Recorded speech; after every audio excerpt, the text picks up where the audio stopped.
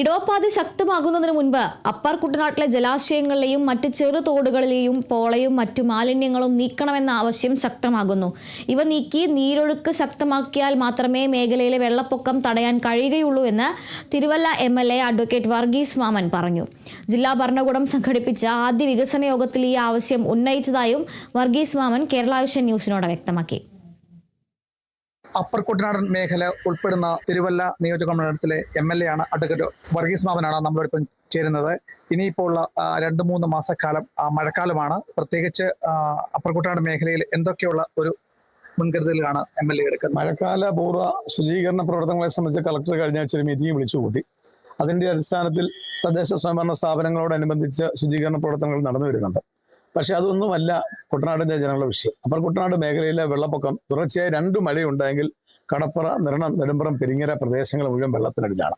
അവിടെയുള്ള തോടുകൾ ജലസ്രോതസ് ഒഴുകി പോകാൻ തൊക്കണം, നീര് ഒഴുകി പോകാൻ തൊക്കണമുള്ള സജ്ജമാക്കുക വേണ്ടത്. അത് പോളകൾ മാറ്റി, മാലിന്യം മാറ്റി, തോടുകൾ ശുചീകരിച്ചെങ്കിൽ മാത്രമേ പെട്ടെന്നുള്ള വെള്ളപ്പൊക്കത്തെ തടയാൻ കഴിയുകയുള്ളൂ. ആ നീരുറവ അഭംഗുരം മുമ്പോട്ട് പോകുന്നതിന് വേണ്ടിയുള്ള അടിയന്തരമായ നടപടി സ്വീകരിക്കണമെന്ന് ഞാൻ MLA എന്ന ആദ്യമായി പങ്കെടുത്ത ജില്ലാ വികസന സമിതിയാണ് ഇവിടെ ആവശ്യപ്പെട്ടിട്ടുണ്ട്. അതുപോലെ തന്നെ നെൽകർഷകര് നെല്ല് സംഭരിച്ചു കഴിഞ്ഞു, സംഭരിച്ച നെല്ലിന്റെ വില കൊടുത്തിട്ടില്ല.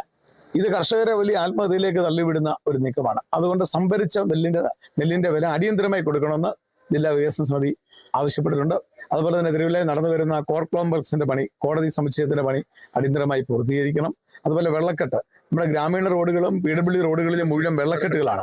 ആ വെള്ളക്കെട്ടുകൾ കൂടി കൊച്ചു കുട്ടികൾക്ക് സ്കൂളുകളിൽ പോകാൻ വയ്യ, ഇരുചക്ര വാഹനങ്ങൾക്ക് നീങ്ങാൻ വയ്യ. അതുകൊണ്ട് അടിയന്തരമായി PWDയുമായിട്ട് ബന്ധപ്പെട്ട് ഈ വെള്ളക്കെട്ടുകൾ നീക്കം ചെയ്യുന്നതിനെ സംബന്ധിച്ച്, അതുപോലെ മരാമത്ത് പണികൾ കോൺട്രാക്ടർമാരാൽ കരാറെടുത്തവർ പോലും മുമ്പോട്ട് നടത്തുന്നില്ല. ഈ കാര്യത്തിൽ അടിയന്തര നടപടി ഉണ്ടാവണമെന്ന് ആവശ്യപ്പെട്ടിട്ടുണ്ട്.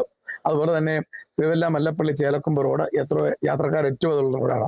ആ റോഡിന് കഴിഞ്ഞ 10 വർഷമായി നടക്കുന്ന ഭൂമി ഏറ്റെടുക്കൽ നടപടി ഇവിടെ നടക്കുകയാണ്. അത് എന്ത് നടന്നാലും ശരി, എത്രയും പെട്ടെന്ന് ആ റോഡ് ടാർ ചെയ്ത് സഞ്ചാരയോഗ്യമാക്കുക. അതുപോലെ പന്നായി തേവേരി റോഡ് ഇതുപോലെ തന്നെ ആ റോഡിൽ ഒരു കലുങ്ക് ബലക്ഷയമായതിനെ സംബന്ധിച്ച് സ്കൂൾ ബസ്സുകൾ പോലും നിരോധിച്ചിരിക്കുക. അന്നേരം തന്നെ ഞാൻ ചീഫ് എഞ്ചിനീയറുമായിട്ട് ബന്ധപ്പെട്ട് കഴിഞ്ഞ ദിവസം അതിന്റെ ഭരണാനുമതി ലഭിച്ചു കഴിഞ്ഞു. അതിന്റെ പണികൾ അടിയന്തരമായി നടക്കുമെന്ന് ജില്ലാ വികസന സമിതിയിൽ അറിയിച്ചിട്ടുണ്ട്. ഇക്കാര്യത്തിൽ പൊതുവെ അതുപോലെ തിരുവല്ലയ്ക്ക് സ്വന്തമായി ട്രഷറി സെക്രട്ടറി വേണം, മല്ലപ്പള്ളിയിൽ ഫയർ സ്റ്റേഷൻ ആരംഭിക്കണം. ഈ കാര്യങ്ങളൊക്കെ ഗവൺമെന്റ് ശ്രദ്ധയിൽപ്പെടുത്തിയിട്ടുണ്ട്. പുതിയ ബഡ്ജറ്റ് തിരുവല്ലയ്ക്ക് പ്രതീക്ഷ ഉണർത്തുന്ന ബഡ്ജറ്റ് ആകുമെന്നാണ് എന്റെ പ്രതീക്ഷ. Kerala vision news, Pathanamthitta.